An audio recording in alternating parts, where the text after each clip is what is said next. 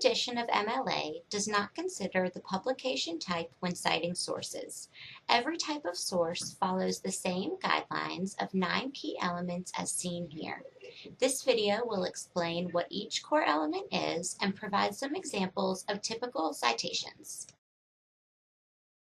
The first element is the author. An author is the person or persons responsible for writing the text you are citing. The citation will look a little different depending on the number of authors. Some sources may have no author listed, but instead may have the name of an editor, translator, or organization. Make sure to list this in the author spot as well as the type of connection, like editor or translator. The second element is the title. The title of the source is a required component when creating an MLA citation. Formatting the title is important so the reader will instantly know the type of source.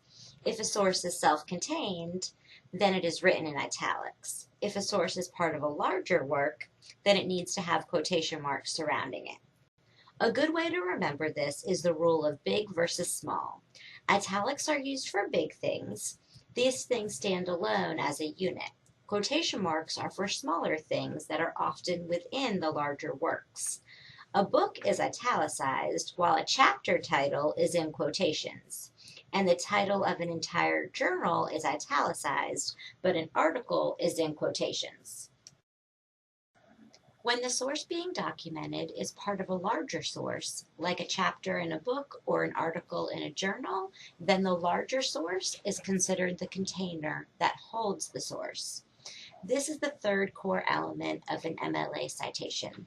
If the larger source is the only source, then it is not the container, but the title and goes in the second spot instead. The title of a container is normally italicized. The fourth core element of the citation is other contributors. This is a second type of author spot. This is where you will include editors, directors, etc. However, if your source did not have an author and you included the editor as your author, you do not have to list the editor again here. The fifth core element is the version. If your source indicates it is from a version other than the original, then write this information here.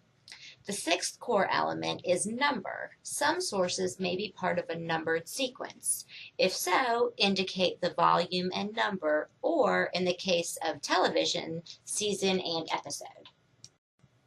The publisher is the seventh core element.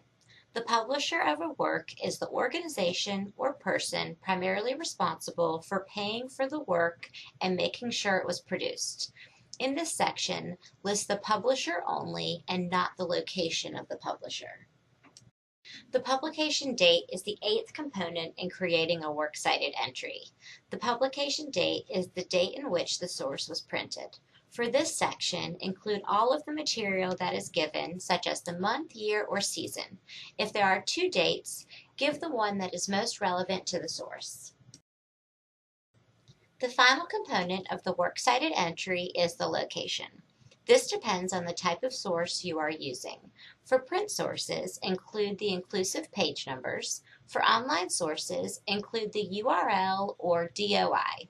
The DOI is the Digital Object Identifier and works like an ISBN does for printed books. Once the core elements are found for a source, they are put together to form a citation. Most sources do not have all of the core elements. Elements can and will be omitted from the works cited entry if they are not applicable to the work that is being cited. If the source doesn't have an element, just skip that element. Make sure to use the appropriate punctuation when converting your chart of information into a works cited entry. There's a period after the first, second, and last entries. Everything else is strung together with commas. It is important to note that all works cited entries end with a period. This next portion has samples of how to cite some common source types. Notice that the bubbles at the top of the page show which numbers from the chart were able to be filled out for the particular source. This example shows how a chapter from an anthology, like a literature textbook, should be cited. For this source, there is enough information to complete all 9 elements.